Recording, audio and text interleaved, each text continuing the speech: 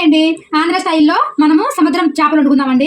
తోక చేపలండి. మనం మార్కెట్కి వెళ్ళినప్పుడు పొడుగ్గా పెట్టి చేపలు అమ్ముతూ ఉంటారు చూడండి, తోక చేపలు. అవి పచ్చి చేపలండి. ఇవి చాలా బాగుంటాయండి. ఇవి తొందరగా దొరకవండి ఇక్కడ తెలంగాణలో. ఇగో చూడండి, ఒకసారి మాకు మార్కెట్కి వెళ్తే ఈరోజు కనపడేయండి.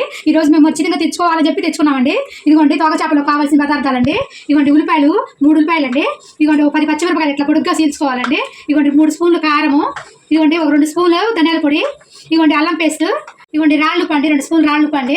ఇదిగోండి 1 గుప్పిడి కరేపాకు. ఇదిగోండి మనం బిర్యానీ మసాలా మొత్తం గరం మసాలాగా చేశానండి, గరం మసాలా అండి. ఇదిగోండి నూనె, 1 కప్పు నూనె వేసుకోవాలండి. ఇదిగోండి మనం చింతపండు అండి, 1 కేజీ ఉన్నాయండి చేపలు.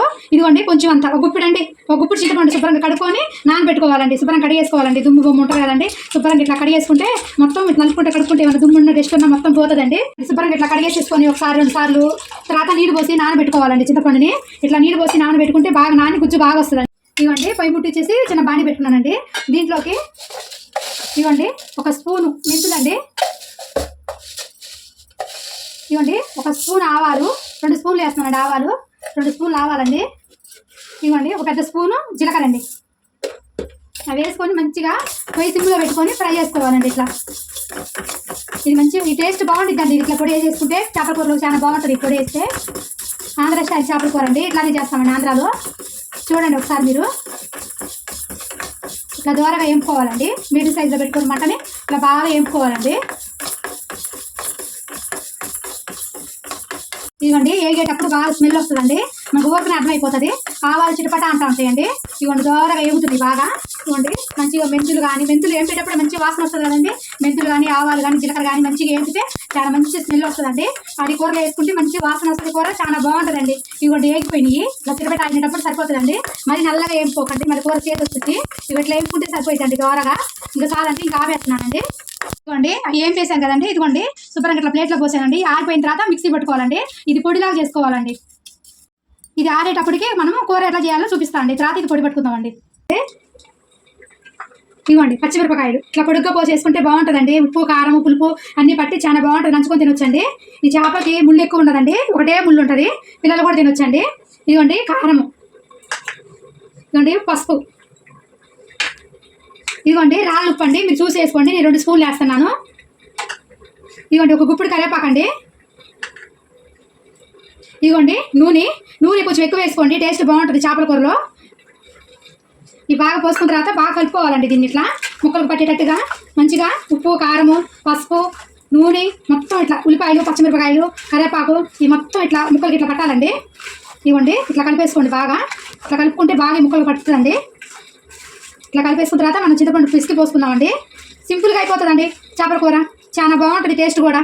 ఇవ్వండి ఉప్పు కారం ఎన్ని ఇట్లా కలిపేసుకున్న తర్వాత నూనెతో సహా అన్ని ఇట్లా కలుపుకున్న తర్వాత ఇవ్వండి చింతపండు బాగా బిసికేసి ఇట్లా బాగా బిసికితే గుజ్జు వస్తుందండి. చింతపండు రసం పోసుకోవాలి. చాలా బాగుంటుందండి కూర. ఒకసారి మీరు ఎప్పుడైనా కనిపిస్తున్నప్పుడు మార్కెట్లో తెచ్చుకొని ఈ విధంగా ఇట్లా వండుకోండి, చాలా బాగుంటుందండి. ఎక్కువ ముళ్ళు కూడా ఉండవండి. ఇట్లా చింతపండు రసం పోసుకోవాలి. చిక్కటి రసం వస్తుందండి. ఇట్లా పిసుకొని పోసుకుంటా ఉంటే మనకి ఎంత రసం వస్తుందో అంత రసం తీసుకోండి చింతపండులో నుండి. పుల్లగా అయితే ఉండదండి. ఇంత చింతపండు వేసి నేను అనుకుంటున్నారేమో.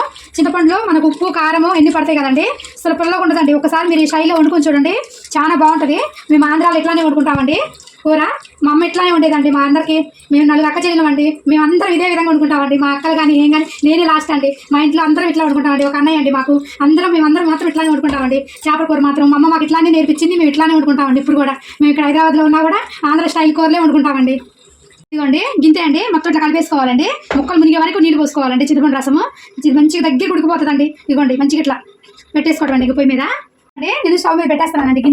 గింతే అండి. ఇట్లా పెట్టేసుకొని పొయ్యి మీద మూత పెట్టేసుకోవడమేనండి. దీని మీద అంటే ఇట్లా మూత పెట్టేసుకోండి, చాలా బాగుంటుందండి కూర.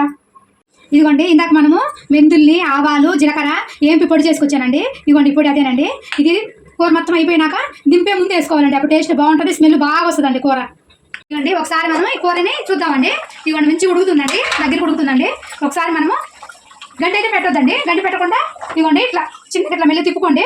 ఇట్లా తిప్పుకుంటే 4 పక్కలు కలిసిపోయి మంచిగా ఉడికిద్దండి. గంట పెడితే ఏమైందంటే మెత్తగా ఉంటాయి కదా చేపలు, మొత్తం ముక్కలు పిసిపిసలు అయిపోతుందండి. ఇట్లా కలుపుకొని పెట్టుకోండి. ఇంకొంచెం ఉడకాలండి. తిప్పేసుకున్న తర్వాత మళ్ళీ మూత పెట్టేసి ఉడికించుకోండి. ఇవ్వండి ఒకసారి చూస్తానండి. ఇవ్వండి ఇట్లా ఉడుకుతుంది కదండి. ఇట్లా ఉడికేటప్పుడు కొంచెం అల్లం పేస్ట్ అండి. ఈ టైంలో వేస్తే బాగా మంచి స్మెల్ వస్తుంది, బాగుంటుందండి కూర. ఈ టైంలో వేయాలండి కొంచెం అల్లం పేస్ట్. వేసుకొని ఇదిగోండి ఇట్లా కలుపుకోవాలండి. అల్లం పేస్ట్ మొత్తం ఇట్లా కలిసిద్దండి. బాగా ఇట్లా కలిపితే మంచిగా మొత్తం కలిసిద్దండి అల్లం పేస్ట్ కూడా. ఇదిగోండి ఇట్లా ఇట్లా వేయాలండి అల్లం పేస్ట్. ఇట్లా కలిపేసేసి మళ్ళీ పొయ్యి పెట్టేసుకోండి. మళ్ళీ పొయ్యి పెట్టేసి మూత పెట్టేసేయండి. ఇదిగోండి కూర చూస్తున్నారా ఇట్లా ఉడుకుతుందండి మంచిగా. ఒకసారి ఇట్లా మనం గంటి పెట్టకండి, క్లాత్ పెట్టి ఇట్లా తిప్పుకోండి. ఇదిగోండి మంచిగా దగ్గర పడుతుంది. ఉప్పు మాత్రం ఈ టైంలో చూసి వేసుకోవాలండి. సముద్ర చేపలో ఉప్పు ఉంటుందండి. మీరు మాత్రం ఉప్పు మీరు చూసుకోండి. ఈ టైంలో మనం ఉప్పు చూసుకోవచ్చండి. ఉప్పు కానీ కారం కానీ మీరు ఈ టైంలో చూసుకోవచ్చండి. చూసుకొని మీకు సప్పగా అనిపిస్తే మీరు వేసుకోండి. ఇవ్వండి ఇట్లా ఉడికేటప్పుడు ధనియాల పొడి అండి, ఒక 2 స్పూన్లు ధనియాల పొడి వేసేసేయండి. మన బిర్యానీ మసాలా మొత్తం కలిపి గరం మసాలా చేశానండి. ఇది 1 స్పూన్ వేసుకోండి చాలు, ఎక్కువ వేసుకోవద్దు. ఇది జీలకర్ర ధనియాలు ఆవాలు పొడి పట్టాను కదండి ఇందాక, ఆ పొడి అండి. చేపల కూర మంచి స్మెల్ మంచి టేస్ట్ వస్తుందండి ఈ పొడి. ఇది వేసుకోండి 2 స్పూన్లు. వేసుకున్న తర్వాత మంచిగా ఇట్లా గంటి మాత్రం పెట్టకండి. ఇదిగోండి ఇట్లా తిప్పేసేయండి. బాగా ఇట్లా తిప్పేస్తే మంచిగా మొత్తం కలిసిపోతుందండి. ఇదిగోండి ఇట్లా కలిసిపోతుంది. ఇదిగోండి పొడిలేని వేయండి, ఎప్పటికే దగ్గర పడింది చూడండి, ఇట్లా చిక్కగా అయిపోతుంది. ఇట్లా పెట్టేసి మళ్ళీ కాసేపు పెట్టండి పొయ్యి మీద. పెట్టేసి మూత పెట్టేసేయండి. ఒకసారి చూద్దామండి. ఇదిగోండి దగ్గరికి వచ్చేసింది. ఇదిగోండి నూనె మొత్తం పైకి వచ్చేసింది కదా. ఇప్పుడు కొంచెం కరివేపాకండి, ఫస్ట్ వేసాం కదా, ఇప్పుడు వేసుకుని కూడా బాగుంటుంది. టేస్ట్ స్మెల్ బాగా వస్తుందండి కూరలో. తర్వాత కొత్తిమీర అండి. ఇదిగోండి కొత్తిమీర వేసేసుకున్నాము. కొత్తిమీర వేసేసుకొని మూత పెట్టేసేసేయండి, కలపకండి. మూత పెట్టేసాను కదా, ఇంకా ఆపేసుకోవచ్చండి. కొత్తిమీరను కరివేపాకు వేసిన తర్వాత మనం మంట పెట్టవసరం లేదండి. ఆపేస్తే ఆ వేడిగా ఉడికిపోతాయండి. టేస్ట్ బాగుంటుంది. నేను ఆపేస్తున్నానండి. నేను దింపేశాను. ఇదిగోండి చూడండి బాగా దగ్గరికి అయిపోయింది కదండి. నూనె అంతా పైకి తెలియదు కదా. ఇదిగోండి ఇంకా ఆరిపోయిందంటే ఇంకా గట్టిగా మంచి వీసిపోతుందండి. మొత్తం చాలా దగ్గరికి వచ్చేస్తుంది. ఇంత పులుసు కూడా ఉండదండి ఆరిపోతే.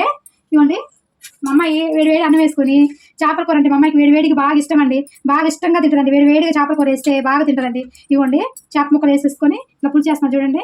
ఇంత దగ్గరికి వస్తుందండి పులుసు, చాలా బాగుంటుందండి. ఇదిగోండి దీంట్లో మా అమ్మాయి ఏం చేస్తుందంటే ఉల్లిపాయలు 1 నిమ్మకాయ పెట్టుకొని మంచిగా తినిద్దండి.